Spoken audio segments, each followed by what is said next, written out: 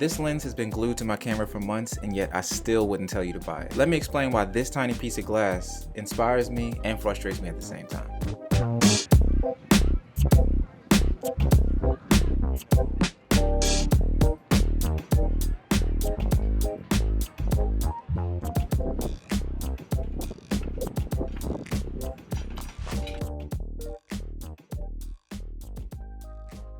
So first, let's talk about what I actually love about this lens. With the 18mm on an APS-C sensor, I'm actually getting about 27 or 28mm focal length, which is like a classic street photography look. Wide enough to capture context, but tight enough to frame a moment. It's also super small, so I can fit this in my bag super easy, not have to worry about it getting thrown around, or if I want to put another lens on my camera and still bring this one with me, it doesn't take up a lot of space in my bag. Having such a small lens on the X Pro 3 allows for me to kind of have like this stealth-like look. People aren't intimidated by the size of this camera like if I was to be shooting on an R5 or a Sony or something bigger like that. So I also love how conveniently small this camera can be when I really need it to.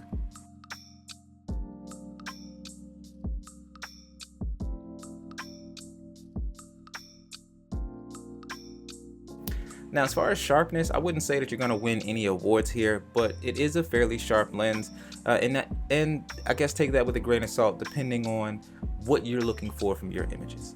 If you always stop down, then the lens is great, but if you're looking for something super bokeh-licious all throughout, you might not find that with this lens. And I think the biggest kicker is that for the price, it may not really be worth it because they haven't updated this thing in years. They just keep the price exactly where it's at as if it still holds the value. When you look at this lens versus other lenses on paper, it just really doesn't make sense. So ultimately, why do I still use it?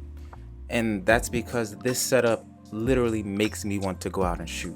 Every image is interesting to me, whether I'm shooting at f2, f8, f11, long exposure.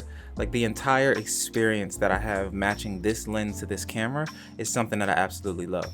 It's not perfect, but I think that's what makes it fun. It makes it so that way I don't have to get caught up in what's the newest, hottest, sharpest lens on the market for me to go out and spend $1,000 or $2,000 on and waste my money because of a small feature that nobody else is really going to notice. The 18mm f2 makes me see differently. To me, that's more important than edge-to-edge sharpness.